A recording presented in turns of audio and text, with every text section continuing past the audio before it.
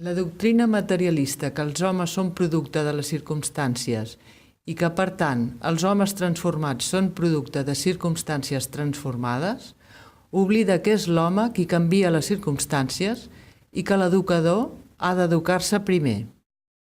L'any passat, un nen va dir que els lavabos de l'escola estaven molt bruts. Cada dia els lavabos estan molt bruts, encara que els netegin, molta gent se n'adona i estem intentant que això canvi.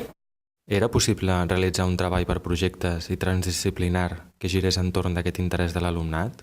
Analitzar-ne les causes i plantejar-ne solucions, sempre des de la crítica constructiva? Quines conseqüències comportaria? És el tercer any que es fa volum i el primer any es va fer Una maqueta de tota l'escola. ho van fer tot primària, i el segon any van fer les maquetes històriques, com per exemple el Coliseum, La Torre Agba, les Torres Bessones, etc. I a partir d'aquí hem fet un nou projecte que és per la millora, perquè estiguin més nets. Intentem arreglar-los més i estem fent un esforç perquè estiguin més arreglats. Estem intentant buscar una solució perquè ja no estiguin tan bruts. La coincidència del canvi de circumstància i de l'activitat humana o autotransformació tan sols es pot concebre i entendre racionalment com a praxis revolucionària.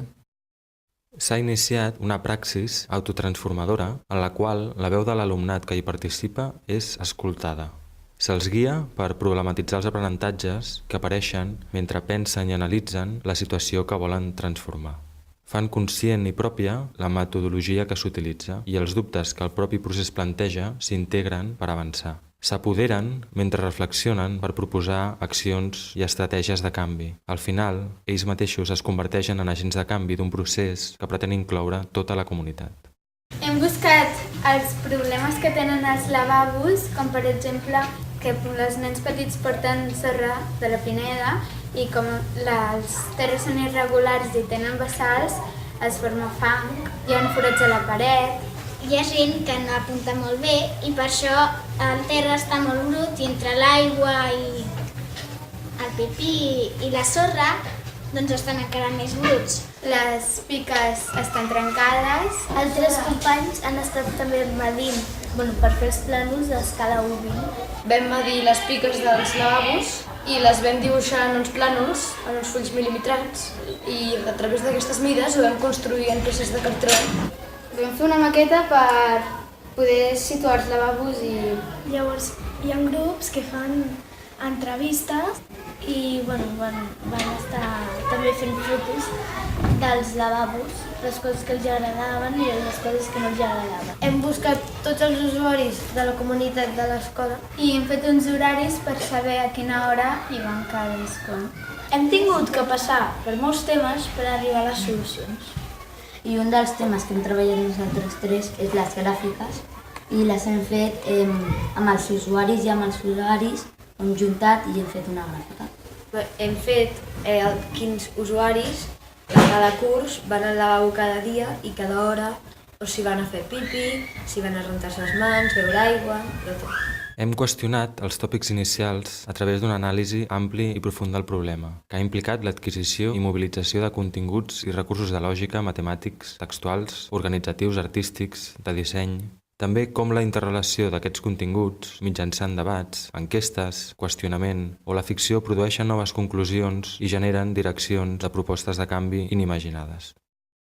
Nosaltres som les del grup del Prezi i el Prezi ha servit per agafar tota la informació que hem agrupat en el taller i posar-lo com en una presentació. Nosaltres som del grup de retocar les imatges i els plànols. Retoquem els plànols i escollim imatges per posar-les en el Prezi. Els filòsofs, fins al moment, no han fet més que interpretar el món de diverses maneres.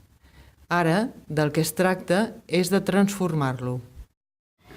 Nosaltres som el grup de la maqueta i hem estat treballant i hem fet aquesta maqueta per després poder-hi posar coses com les modificacions que ens agradaria fer. I les hem pintat de color taronja per saber que són diferents. Nosaltres dos som els que hem fet estratègies i que hem estat, els grups que estaven abans que nosaltres han decidit unes quantes propostes. Se'n podrien fer moltes o una de la barreja de totes, però totes anirien bé. Ens hem adonat que aquesta transformació desitjada, a més del canvi físic en del centre, té un canvi cultural més ampli en la resta de la comunitat. Pren consciència d'un problema que no els afectava inicialment, que cal que es faci partícip de les solucions proposades. Una comunitat que canvia la visió de com percebia aquest espai. Aquest canvi cultural col·lectiu exigeix amb antelació una autotransformació dels alumnes, ja sigui en la presa de consciència d'ells mateixos, ja sigui en la confiança en què poden generar canvis reals, ja sigui en la descoberta d'aquestes alternatives i estratègies que produiran aquests canvis desitjats. Algunes d'aquestes solucions són posar panys nous a les portes perquè no van molt bé i la gent vol intimitat. I una altra solució seria posar reixes al terra perquè si tinguessin reixes l'aigua o tots els líquids baixarien i no estarien tan bruts. I nosaltres hem seleccionat 2 d'aquestes propostes i ens han semblat bé i les hem intentat realitzar. Una proposta és que hem fet anar a cada classe i explicar el problema que tenim i com es podem millorar perquè ens ajudin.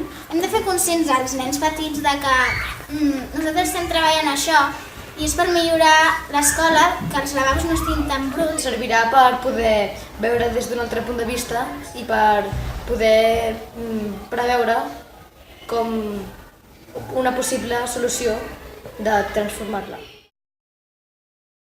El projecte Volum Crític, que encara continua obert, deixa entreveure accions transformadores que es mouen entre el vídeo, xerrades als usuaris més petits, propostes de canvi en la gestió del temps i de l'espai, accions col·lectives, propostes físiques de reforma, cartellisme activista conscienciador o també l'obertura de processos de debat participatius.